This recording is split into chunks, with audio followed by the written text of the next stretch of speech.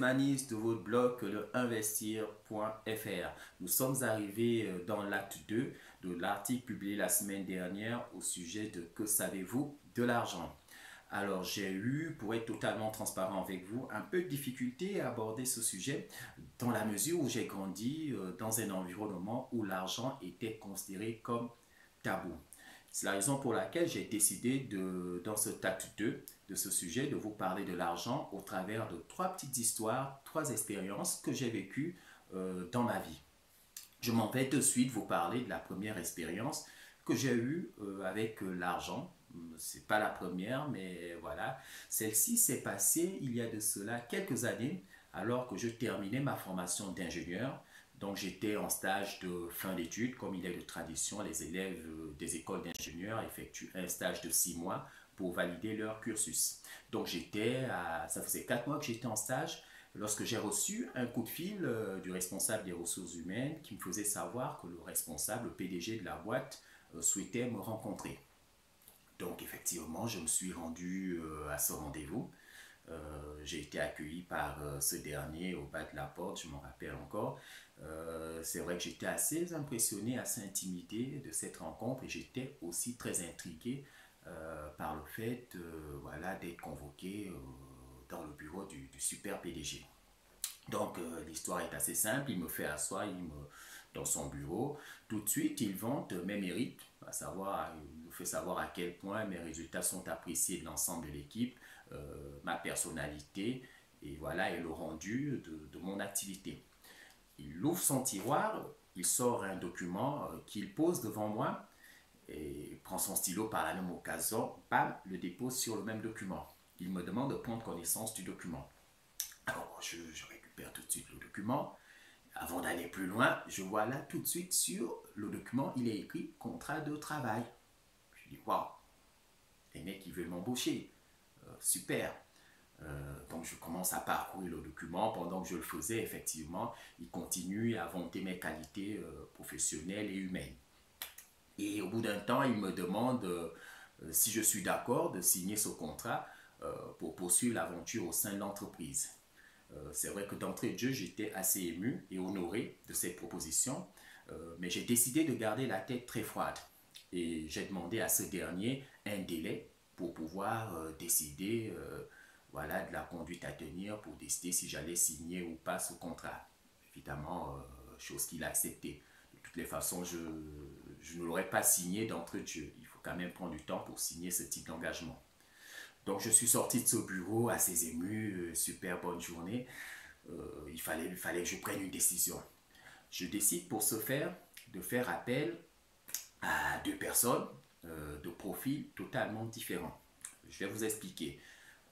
Je décide de demander conseil auprès de deux amis qui étaient dans la même promotion, dans la même école d'ingénieurs que moi, qui eux aussi étaient en stage. La particularité de ces deux profils, c'est que l'un était d'origine africaine, donc comme moi, il revenait du continent africain, c'était un étudiant qui était voilà, un étudiant africain.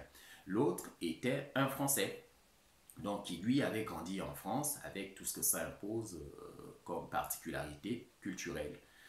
Donc je demande de faire appel à ces deux amis pour des conseils. Je me rapproche de mon condisciple de classe africain, d'origine africaine. C'est le premier que je consulte. Je lui montre le contrat et je lui parle voilà, des opportunités au sein de l'entreprise. Et je lui demande conseil, qu'est-ce qu'il ferait à ma place. Alors ce dernier, sans hésiter, me dit tout de suite, Manis, tu devrais même pas réfléchir. Moi, à ta place, je signe tout de suite. Ne traîne pas, tu devrais le faire rapidement. Regarde-moi dans mon cas ou nous autres qui sommes dans la même situation que toi, on n'a même pas encore, on termine nos stages dans deux mois et on n'a toujours pas de proposition. On ne sait pas à quel sens se vouer à la fin de notre formation. Mais dis-moi à ta place, tu signes tout de suite. En plus de ça, ils vont te faire les différents changements de statut qui s'imposent. Pour ceux qui ne le savent pas, lorsqu'on est étudiant étranger en France, lorsqu'on décide de commencer à travailler en France, il y a toute une procédure qui doit s'enclencher. C'est-à-dire qu'il faut changer sa situation, ce qu'on appelle son statut. Il faut partir de la situation d'étudiant à celui de travailleur. Et cela impose que l'entreprise qui s'engage à vous embaucher engage un certain nombre de procédures, de process auprès des différentes administrations en France ici pour effectivement effectuer ce changement de statut. Donc ça peut engager certains moyens aussi humains, financiers, matériels pour le faire. Donc il y a pas mal d'entreprises en France qui ont tendance à rechigner, à s'engager dans cette voie, donc ils choisissent des voies de facilité en embauchant directement des Français. Donc voici pour ce qui est de la petite histoire. Et puis l'aspect salarial, il me dit, en plus regarde le salaire qu'ils vont t'offrir. Moi je te dis c'est super cool, c'est un très bon salaire, tu devrais signer tout de suite. Bon, jusqu'à présent, je ne vous ai pas parlé du salaire qui m'était proposé. Et j'aurais même dû commencer par là. Je dois vous avouer qu'une fois que je suis sorti du bureau du PDG, la page que j'ai cherchée tout de suite, c'était la page salaire. Je voulais tout de suite savoir combien j'allais toucher, le cash, quoi, le truc. Je suis transparent avec vous. Moi, je signe un contrat. Habituellement, ok, c'est super sympa de voir qu'on va vous parler des contrats d'expatriation et autres. Moi, le truc sur lequel je me suis focalisé tout de suite, c'était combien j'allais gagner. Et quelle était la proposition que la boîte me faisait à l'époque. Alors, il se proposait de me verser l'équivalent de 26 KE annuels, ce qui correspond approximativement à 1500, 1600 euros net de salaire par mois. Donc voilà ce que la boîte se proposait de me donner en termes de rémunération. Donc cet ami africain, ce qu'on décide de classe africain, me propose voilà, de signer tout de suite et de ne pas tarder. Limite, la boîte pourrait changer d'avis si je traînais trop. Je prends note de son conseil et je décide d'aller effectivement consulter mon second ancien condisciple de classe qui lui était français, blanc pour la petite histoire. Donc, je lui présente aussi le contrat, j'effectue la même démarche auprès de ce dernier. Il regarde mon contrat, il me dit, sans embâche, ben, écoute Manis, la proposition n'est pas mal. La bonne nouvelle de l'histoire, c'est que voilà, on te propose un contrat de travail, tu ne vas pas t'ennuyer, ça va occuper ton esprit, c'est quelque chose de sympa. Maintenant, si on se résume à l'aspect financier, je te dirais, il n'y a pas de quoi se pavaner. C'est un salaire, avec ce salaire, tu as juste quoi emmener ta petite copine de temps à autre au ciné, manger dans un fast-food, voilà, des week-ends de temps à autre. Mais franchement, ce n'est pas un salaire qui te permettrait de te projeter. Et te connaissant bien, je sais que tu vaux beaucoup plus que ce qu'on te propose là. C'est ce qu'il me dit, mot pour mot. Je dis, waouh, ok. Voici deux versions, deux échos complètement différents. C'est compliqué. En même temps, j'ai envie de vous dire, je l'avais bien cherché. Je me doutais bien qu'en demandant, en choisissant ces deux types de profils, j'allais forcément avoir des retours différents. C'est quand même ce que je recherchais. Avant de décider, je voulais avoir ces deux approches. Mon côté attaché à la racine, à la terre africaine, aux différentes expériences, aux particularités qui nous attachent à ce continent et qui fait qu'au final, lorsqu'on part de là, qu'on arrive en France, on a certaines difficultés qui sont spécifiques à des personnes en expatriation. Et puis, je voulais aussi pas trop me démarquer. Il fallait aussi être le plus proche possible de ceux qui vivent là et de ne pas se construire nécessairement comme une particularité. Voir ce que les autres qui vivent là, qu'est-ce qu'ils proposent, qu'est-ce qu'ils peuvent demander, et voilà pourquoi j'avais besoin de l'autre écho.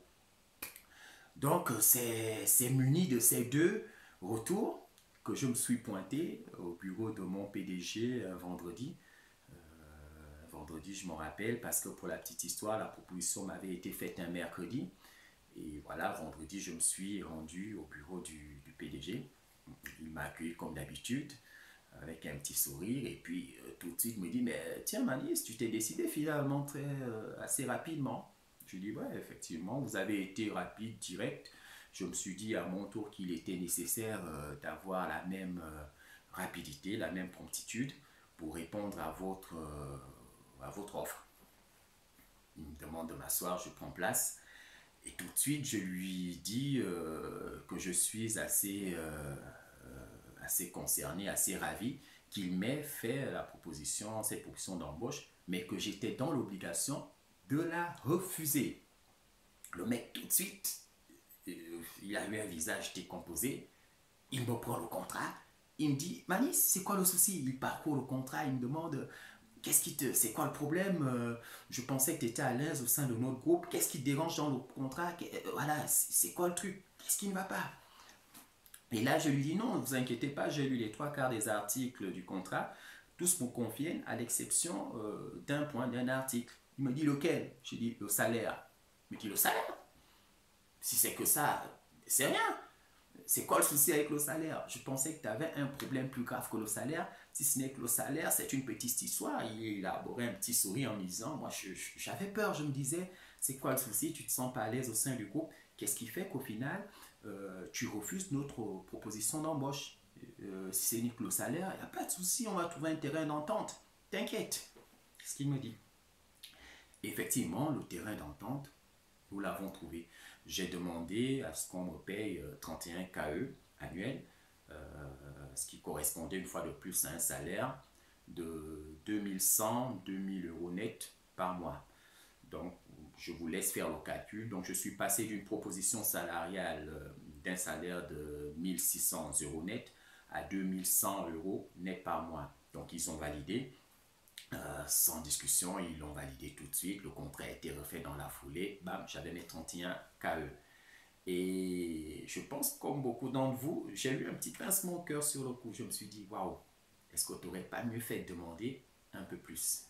J'ai eu cette idée sur le coup. Je pense que certains d'entre vous, vous avez déjà connu ce type de situation où vous allez pour négocier quelque chose, vous demandez un peu plus et on vous l'accorde d'entrée de jeu. Et là, vous vous dites, ben, est-ce que je me suis fait avoir? Est-ce que j'aurais pas dû demander un peu plus?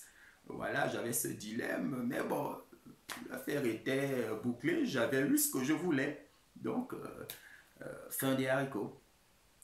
Alors, pourquoi cette première petite histoire? Quelle est la moralité de cette première histoire? Ben, écoutez, ce qu'on peut retenir de là, j'aimerais m'inspirer d'une citation qui a l'habitude de dire ceci.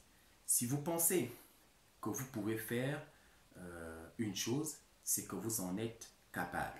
Et si vous pensez le contraire, vous avez aussi raison, c'est que vous pouvez aussi ne pas le faire. Et là, moi, j'aimerais retourner cette phrase en disant ceci. Vous valez ce que vous pensez que vous valez. Si vous pensez que vous valez 10 euros, ben, vous allez gagner 10 euros. Si vous pensez que vous valez 10 000 euros, eh bien, vous gagnerez 10 000 euros. Ainsi de suite. Au final, les gens ne font que vous donner la valeur que vous estimez que vous valez. Il est clair qu'au final, vous soyez conscient de votre valeur, limite que vous vous mettiez dans un process qui vous permet d'augmenter votre valeur personnelle. Et une fois que vous augmentez cette valeur personnelle, la valeur, voilà, vous la connaissez, il est important de savoir ce que l'on vaut. Au final, de demander le juste revenu de ce qu'on estime que l'on vaut. Donc, vos propres limites, vous êtes vos propres limites. C'est vous qui déterminez vos propres limites, c'est vous qui déterminez votre propre valeur. Voilà ce qui était de la première expérience avec de l'argent. Boum, c'est parti. Je souhaite aborder le deuxième aspect de ce sujet. Une fois de plus, en vous parlant à nouveau d'une expérience vécue toujours à peu près bizarrement, à peu près à la même époque que la première histoire que je vous ai racontée. Là, celle-ci se passe dans ma résidence étudiante. Je suis devant mon petit écran et je suis en train de suivre une émission qui parle d'entrepreneuriat sur le continent africain. Donc, sur le plateau, les journalistes avaient regroupé pas mal d'entrepreneurs venus du continent africain. Si ma mémoire est bonne, il y avait un entrepreneur venu du Sénégal, du Bénin, du Ghana. Et la particularité, c'est qu'il y avait sur le plateau un de mes compatriotes, un Gabonais, un étudiant, pour être plus exact. On avait évité un étudiant qui était en fin d'études, qui était sur le plateau, qui faisait des études d'ingénierie, enfin quelque chose qui tourne autour de ça. Donc il était en fin de cycle et ils étaient là sur le plateau et pendant toute l'émission, ils ont vanté le potentiel du continent africain en termes d'entrepreneuriat. Ils ont vanté les mérites de mettre en place des structures, des entreprises, à monter des entreprises sur le continent africain, le fait que ces entreprises sont rapidement rentables et que les trois quarts des pays africain représentait de véritables opportunités pour tous ceux qui veulent investir sur le continent. Ce qui va surtout attirer mon attention, c'est ce qui va se passer à la fin de l'émission. Qu'est-ce qui se passe? Le journaliste, pour boucler un peu la fin de l'émission, va poser une question. Je ne sais pas, aujourd'hui avec le recul, je suis en train de me dire, est-ce que c'est une question piège? Il va poser une question à l'étudiant gabonais qui était là. Il va lui poser une question toute simple. Monsieur X, là aujourd'hui, vous êtes à la fin de vos études, vous terminez cette année, c'est cela? Oui, affirmatif. Vous terminez cette année. Si vous recevez tout de suite un coup de fil de votre président, vous demandant de rentrer au pays pour aller devenir ministre dans tel ou tel secteur, quelle sera votre réponse? Le journaliste lui pose cette question à l'étudiant gabonais qui était sur le plateau. Première chose que je regarde, le gars, il se range d'abord. Il était en costume, donc il tire bien son costume et tout ça. Voilà, il revoit sa posture et il donne cette réponse. Ben, écoutez, monsieur le journaliste, si le président de la République gabonaise venait à m'appeler aujourd'hui pour devenir ministre, je suis à la disposition de mon pays, le Gabon. Donc, ce serait avec fierté que j'irais servir mon pays. Et avant qu'il n'aille plus loin, je vous ai parlé, il y avait un chef d'entreprise sénégalais qui était là, qui a tout de suite levé la main pour le couper. Et le journaliste lui a passé la parole. Et le journaliste sénégalais, l'entrepreneur sénégalais dit ceci. Il dit, mais je suis déçu de votre réponse, mon jeune frère.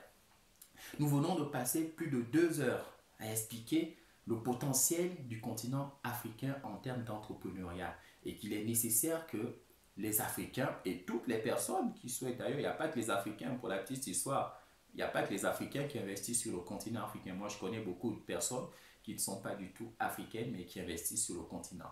Donc, le monsieur rappelle que ça fait des heures qu'on vient de passer à montrer le potentiel entrepreneurial de ce continent et qu'il est dommage qu'à la fin de l'émission, à la question de savoir si le jeune devait devenir ministre pour servir son Gabon, il répondrait favorablement à la réponse. L'entrepreneur sénégalais lui dit ceci. Moi, j'aurais préféré, mon jeune frère, que vous puissiez dire à votre président, monsieur le président, merci pour l'offre, mais moi, aujourd'hui, je suis un entrepreneur convaincu. Et il y a d'autres façons de servir mon pays que de devenir ministre. Je peux servir mon pays si vous mettez en place des systèmes qui pourraient permettre à des gens comme moi de monter des entreprises, ces entreprises, au final, vont employer des familles gabonaises qui vont participer à développer l'économie, à développer le cadre de vie des Gabonais. Donc, moi, je m'attendais à ce type de réponse de mon jeune frère que vous êtes, parce que, pour la petite histoire, il était aussi le plus jeune du plateau. Donc, les autres, c'était des entrepreneurs aguerris. Donc, l'entrepreneur sénégalais lui fait cette réponse en disant, je ne sais pas pourquoi il est nécessaire de vouloir faire toujours de la politique.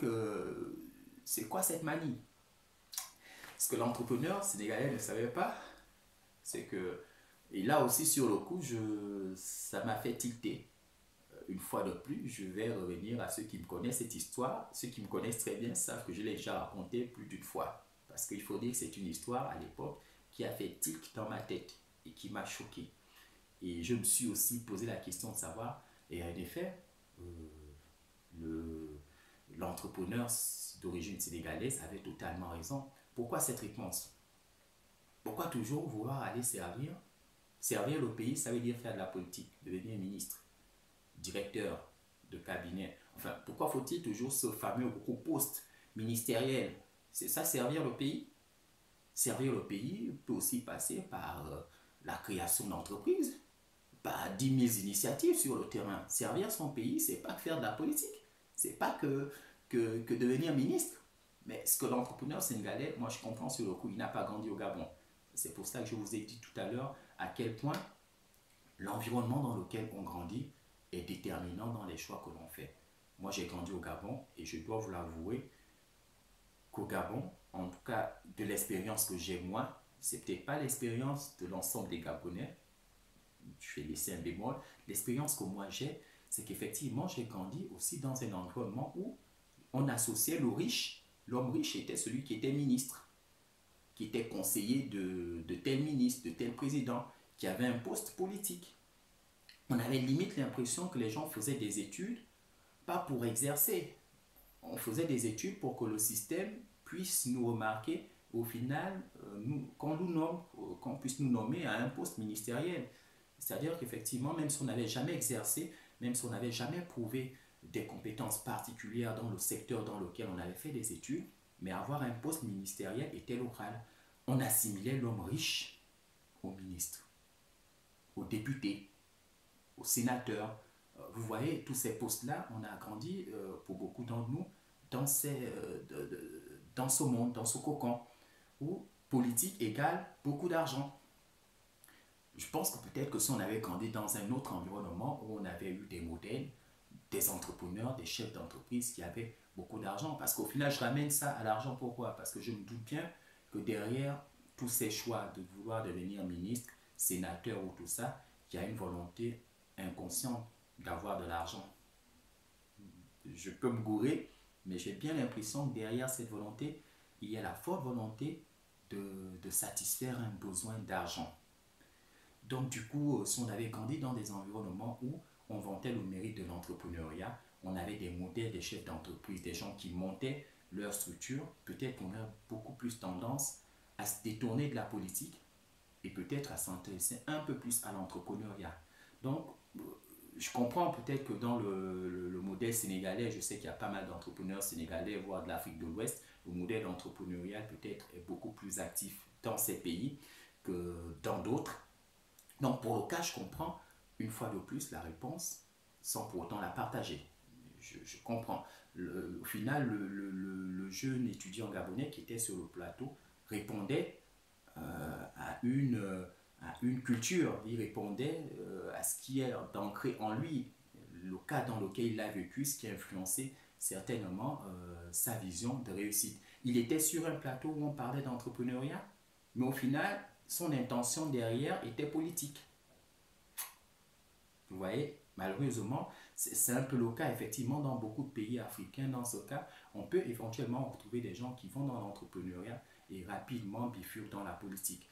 Donc, une fois de plus, cela nous ramène au fait de comprendre une chose fondamentale. C'est que nous avons peut-être vécu dans des environnements qui ont eu tendance à nous montrer des modèles. Dans le cas présent, homme politique égale homme riche. Et ce n'est pas forcément un modèle vrai. J'ai même envie de dire, ce n'est pas la vérité. Aujourd'hui, on peut rapidement conclure une chose, entrepreneuriat égale, si on le fait bien, je dis bien, si on le fait bien, ce n'est pas toujours le cas. Et j'ai envie de dire, c'est valable pour tous les secteurs, même en politique. Politique n'est pas forcément nécessairement égal à beaucoup d'argent. Mais si on fait bien l'entrepreneuriat, entrepreneuriat peut mener à beaucoup d'argent. Si on le fait bien, si on satisfait des besoins particuliers, si on répond aux attentes des gens, sans pour autant essayer de les spolier, il faut vraiment répondre à un vrai besoin lorsqu'on monte un projet entrepreneurial. Il faut satisfaire une véritable demande. Les gens ont des demandes. Il faut satisfaire ces demandes. Si vous vous concentrez sur ces demandes, il y a de fortes chances qu'au final, cela génère, comme un de mes amis aime à le dire, du gros argent. Donc, chers amis du continent africain, politique ne rime pas toujours avec beaucoup d'argent. Par contre, entrepreneuriat peut rimer avec beaucoup d'argent. Yes, on va terminer un instant. Je propose qu'on termine cet article en parlant d'un dernier et troisième aspect du rapport que nous avons à l'argent, notamment du rapport que nous, les personnes issues de la diaspora, nous avons à l'argent. Je vous propose de faire une toute petite expérience. C'est-à-dire qu'essayer d'aller chez des parents à vous, moi je l'ai faite. Comme j'ai démarré avec des histoires, je vais peut-être aussi terminer par une petite histoire concernant l'argent. Alors, je me pointe chez des parents à moi et je leur fais part de ma volonté de gagner beaucoup d'argent. Je leur dis, cette année, j'ai l'intention de changer ma vie, de mettre réellement à travailler valablement, intelligemment. à travailler mieux. Je n'ai pas dit dur, hein? Je n'ai pas dit beaucoup. J'ai dit à travailler de façon plus intelligente pour gagner plus d'argent. Et là, sur le coup, je sentis qu'il y avait de la peur chez eux. Limite, on était en train de me dire, tu veux gagner beaucoup d'argent, c'est quoi ton souci? Quand tu veux gagner beaucoup d'argent, tu vas trouver où? Comment tu fais pour gagner beaucoup d'argent? C'est pas possible. Gagner beaucoup d'argent, qu'est-ce que tu comptes faire? C'est dangereux ça, tu développes de trop de pensées. Et là aussi, ça vient d'une croyance très ancrée chez nous. C'est-à-dire que l'argent, c'est comme si c'était mal. Il ne faut pas en parler, il ne faut pas désirer avoir de l'argent. L'argent, on a l'impression qu'une fois qu'on émet le souhait de vouloir en avoir beaucoup plus, cela sous-entendait qu'on allait se mettre hors la loi. C'est ça. Nous sommes dans une société, surtout la société africaine, elle est très traditionnelle. Elle croit aussi en beaucoup de mythes. Nous avons nos croyances en nous. Nous croyons aussi à un certain nombre de choses pas très bonnes, notamment le fait que, c'est peut-être dû au fait qu'autour de nous, beaucoup de gens que nous considérons comme riches, nous supposons, je n'ai pas moi la prétention de savoir d'où viennent leurs richesses, nous supposons des fois qu'elles se sont enrichies de façon illégale, illicite, soit en volant autrui, voilà, en abusant des autres. Nous constatons beaucoup de gens chez nous sont de ce type-là. Ils sont devenus riches, voilà, en abusant des autres. Je peux même aller plus loin. J'ai envie de vous dire, certains, on suppose même que certains ont dû faire de la magie noire, sont allés couper, j'ai envie de dire, je préfère dire des poules parce qu'ils coupent autre chose, des choses qui sont beaucoup plus proches de vous et de moi. On sous-entend que certains font limite de la magie noire. Voilà.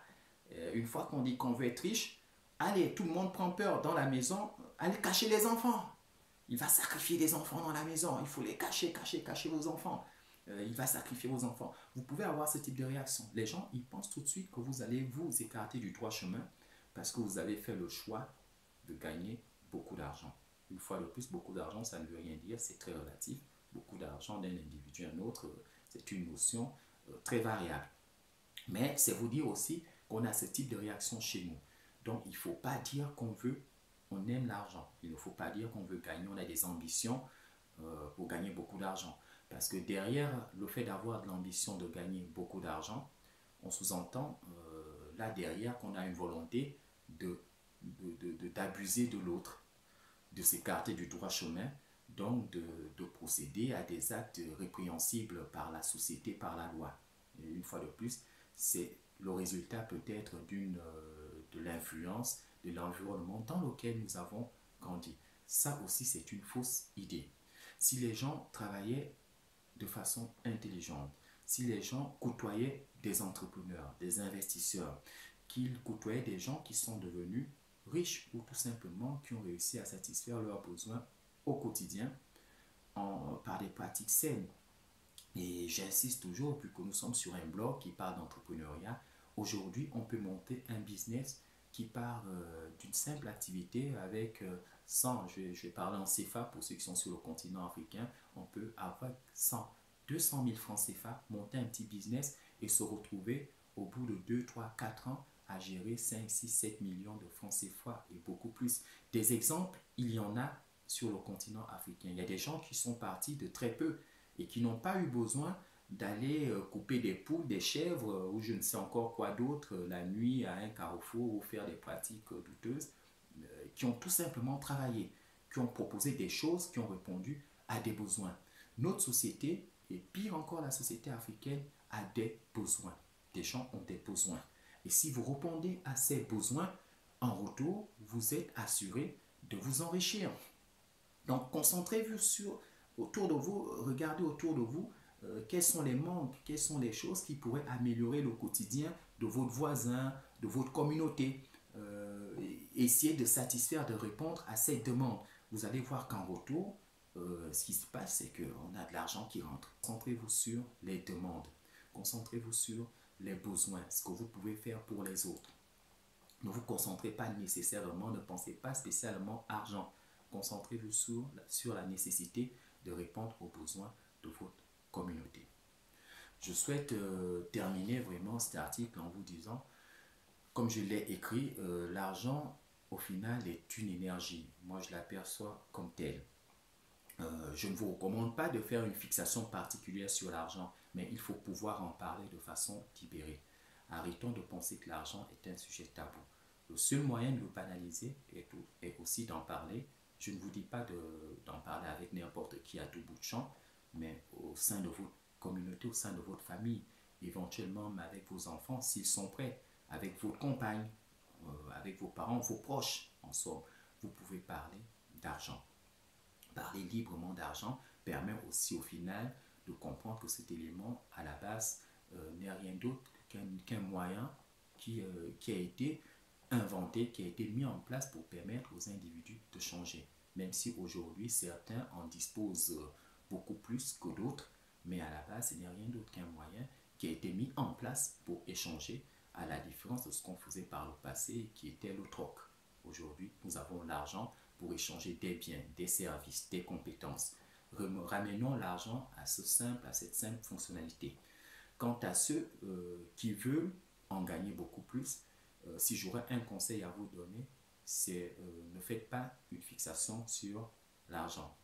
Vous devriez plutôt concentrer votre intérêt, vos compétences sur la nécessité de rendre des services de qualité autour de vous. Si vous rendez des services de qualité sans vous soucier de l'argent, de combien vous allez gagner, vous allez être surpris que plus vous allez vous détacher de la volonté de vouloir en avoir beaucoup plus, mais plus vous allez vous concentrer sur la nécessité de rendre des services, de mettre en place des produits qui répondent à des demandes particulières, plus naturellement, vous allez constater que l'argent afflue dans votre vie. Et c'est terminé. Si vous aimez toutes les publications qu'il y a sur les différentes plateformes du groupe Que le Investir, je vous invite à vous abonner à cette chaîne YouTube et à liker l'ensemble des publications qu'il y a sur le groupe. En attendant, je vous souhaite de passer une excellente journée et n'oubliez pas une chose très importante, entretenez votre cœur d'entrepreneur. Allez, ciao les amis, bye.